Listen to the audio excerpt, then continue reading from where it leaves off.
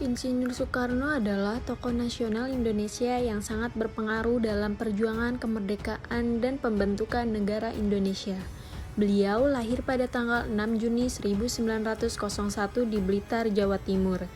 Ia dikenal sebagai pemimpin yang karismatik karena pidatonya yang kuat dan kemampuannya dalam memobilisasi massa.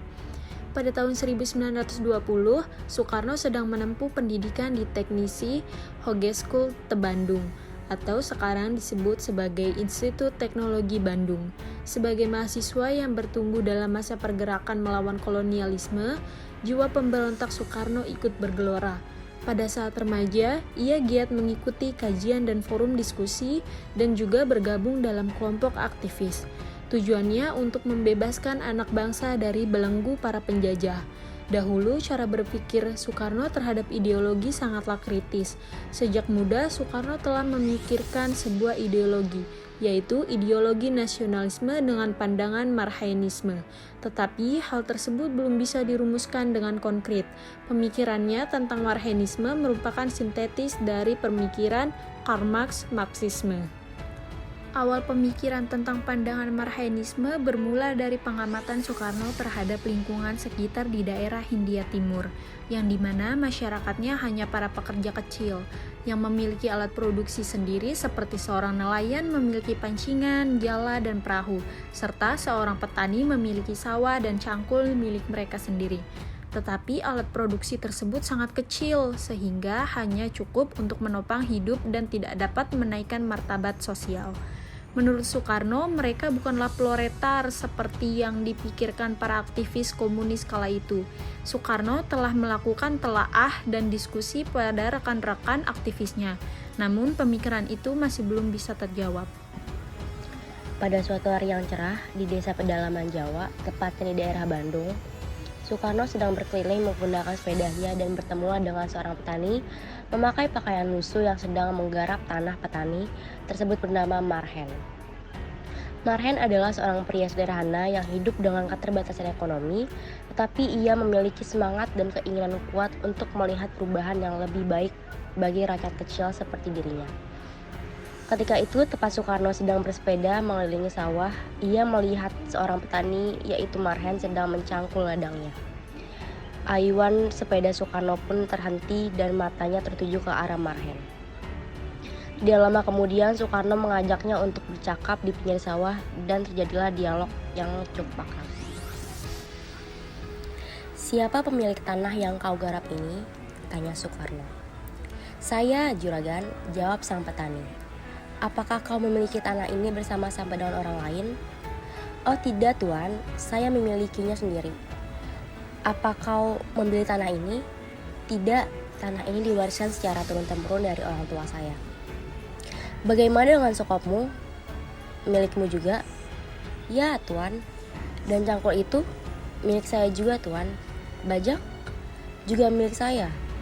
"Lalu hasilnya untuk siapa?" "Untuk saya, Tuan." "Apakah hasilnya cukup untuk kebutuhanmu?" "Bagaimana mungkin sawah yang begitu sempit ini bisa cukup untuk memenuhi kebutuhan seorang istri dan 4 anak?" "Tapi semua ini milikmu." "Iya, Tuan." Soekarno terus melontarkan pertanyaan yang selama ini memenuhi benaknya, dan Marhen pun menceritakan tentang kesulitan yang dihadapi oleh petani dan rakyat kecil di desanya. Ia menyampaikan tentang ketidakadilan sosial, kesenjangan ekonomi, dan ketidaksetaraan yang mereka alami sehari-hari. Marhen berbicara tentang impian mereka untuk hidup dalam masyarakat yang adil dan merata. Dia itu orang yang memang seorang anak muda yang sangat energik. Dia masuk ke kota Bandung itu sudah memperoleh bekal tentunya politik yang sangat luar biasa dari tokoh Cokro Aminoto pada dia tentunya tinggal di rumah Cokro di Surabaya. Masuk ke Bandung dan dia kemudian dalam pergulatan di Bandung tadi dia bahwa jiwa mudanya itu dia jiwa muda yang tentunya melihat tentang adanya ketika dia muncul. Dan karena dia orang yang cerdas, yang pinter, dan kemudian dengan bisa dikatakan bacaan-bacaan sangat luar biasa. Jangan lupa ya, Soekarno masuk Bandung dia sudah banyak membaca buku-buku Marxisme. Karena dia pada di Surabaya dia banyak menggarap buku itu. Sehingga bisa jadi pada saat masuk ke sini, dia pengalaman dia pengetahuan Marxisme itu sudah sangat kuat sekali. Pada sekali waktu, Soekarno bolos kuliah dan bersepeda menyusuri kota. Hingga sampai di sebuah persawahan, perhatiannya tertumbuk kepada seorang petani berpakaian lusuh yang sedang menggarap tanah. Soekarno menyempatkan berdialog, yang bukan saja untuk mengetahui bagaimana si petani menghidupi keluarga dengan lahan yang tak seberapa, juga membangunkan gagasan dan rumusannya tentang penindasan kolonialisme terhadap rakyat jelata yang telah dipikirkan sejak lama. Dan kemudian juga setelah itu ada lagi kemudian dalam masa-masa pergerakan Bung Karno di sana ada yang lahir kemudian Persatuan Islam.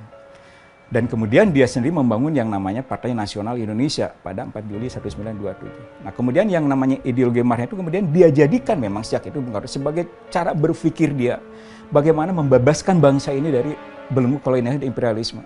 Maka dia akan memaknai marhain itu dengan ideologi marhainisme atau marhain itu dijadikan ideologi marhainisme. Di mana marhainisme itu dia maknai sebagai sebuah azas, bahkan sebagai cara perjuangan untuk bebaskan dari kolonialisme dan imperialisme. Dan itu memang digunakan.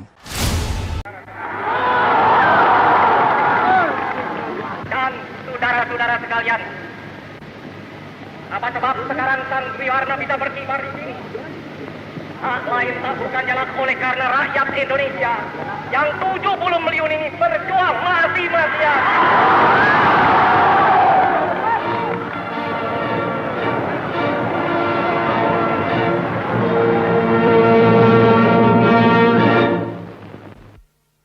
Saksikan kami daripada Republik Indonesia. Kami hormati apa yang kami tanda tangani. Kami hormati Manila Agreement. Kami akan jalankan Manila Agreement. Salat kau dengar kau sakati emburi. Ampia engkau jolong jolong raja engkau jolong jangan mati. Anti pundai gunung Merapi. Kekeceroka yang manuk peranjangan. Kopat kapito kalau letak angin. Hancur laur kena persatuan. Rakyat hidup. I tolerate all ideologies. The nationalist ideologies, the religious ideologies, the communist ideologies. So far they are not making trouble or damage to the Indonesian state. Perkataan Pancasila dipakai untuk sebetulnya mendemonstrir anti kepada kaum. Padahal tidak, Pancasila itu sebetulnya tidak anti kaum. Kaum dalam arti ideologi sosial untuk mendatangkan di sini satu masyarakat sosialistis. Kalau dikatakan ya aku Pancasila, tetapi dalam artinya anti masa komnya ini, Pancasila juga dipakai untuk mengatakan aku Pancasila tetapi aku anti nas. Aku Pancasila tetapi aku anti A. Jawab tidak. Pancasila adalah pemersatu, adalah satu ideologi yang menyakup segala. Dan aku sendiri berkata, aku ini apa? Aku Pancasilais. Aku apa? Aku perasan daripada Nasakom. Karya apa? Karya di bidang pekerjaan saudara masing-masing.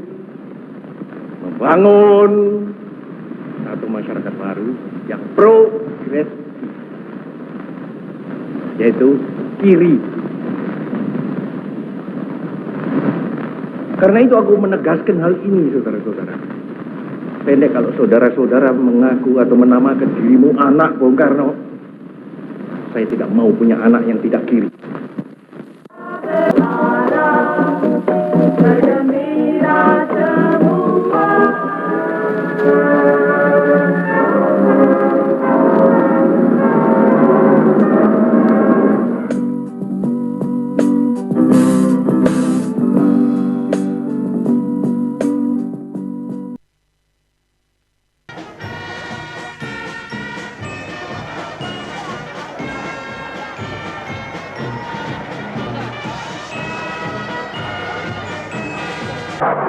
Diam.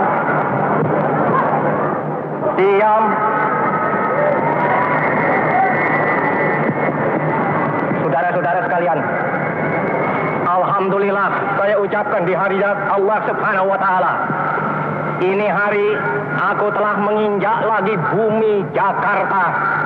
Sudah hampir 4 tahun lamanya Saya tidak bersuara dengan saudara, menyampaikan terima kasihku kepada semua utusan-utusan agung.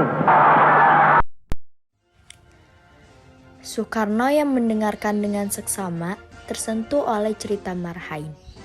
Ia menyadari betapa pentingnya memperjuangkan hak-hak rakyat kecil dan membangun masyarakat yang lebih adil. Dari pertemuan itu, Soekarno mendapatkan inspirasi untuk mengembangkan konsep Marhainisme sebagai panduan bagi perjuangan politiknya. Setelah percakapan yang panjang dan penuh semangat, Soekarno berjanji kepada Marhain dan rakyat kecil lainnya bahwa ia akan berjuang untuk memperbaiki kondisi mereka. Ia menyatakan bahwa ia akan melawan ketidakadilan, mengedepankan kepentingan rakyat kecil, dan membangun Indonesia yang lebih baik. Sebab itu, pandangan Marhainisme memiliki beberapa prinsip, yaitu pertama, keadilan sosial. Marhainisme menekankan pentingnya keadilan sosial dalam masyarakat. Hal ini meliputi distribusi yang adil dari kekayaan dan sumber daya, serta memberikan kesempatan yang setara bagi semua warga negara. Yang kedua, pemerataan ekonomi. Marhainisme berjuang untuk mengurangi kesenjangan ekonomi di antara berbagai kelompok masyarakat. Konsep ini mendorong redistribusi kekayaan dan pembangunan ekonomi yang merata di seluruh wilayah Indonesia. Yang ketiga, kedaulatan ekonomi. Marhainisme mempromosikan kedaulatan ekonomi nasional, yaitu mengendalikan dan memanfaatkan sumber daya alam serta ekonomi negara oleh rakyat Indonesia. Prinsip ini menentang dominasi ekonomi oleh kekuatan asing atau kelompok elit. Demokrasi partisipatif. Marhainisme mengedepankan partisipasi aktif rakyat dalam proses pengambilan keputusan politik dan ekonomi. Paham ini menekankan pentingnya pengaruh rakyat dalam pembentukan kebijakan negara. Anti-imperialisme dan anti-kolonialisme. Marhainisme menentang imperialisme dan kolonialisme serta mendukung gerakan pembebasan nasional di seluruh dunia. Paham ini memperjuangkan kedaulatan negara dan mengadvokasikan kemerdekaan dan solidaritas antar negara berkembang. Soekarno membuat pemikiran tentang Marhainisme sebagai upaya dalam memperjuangkan untuk melawan kapitalisme dan imperialisme. Setelah ia menyadari bahwa teori-teori Marxisme dari Barat tidak sesuai dengan negara jajahan seperti Indonesia, yang perekonomiannya belum mencapai tahap kapitalis. Marhainisme memang tidak pernah menjadi ideologi resmi negara Indonesia, tetapi konsep ini memiliki pengaruh yang cukup signifikan dalam sejarah pergerakan sosial dan politik di Indonesia. Dalam paham ini mencerminkan semangat untuk memperjuangkan hak-hak rakyat kecil dan keadilan sosial.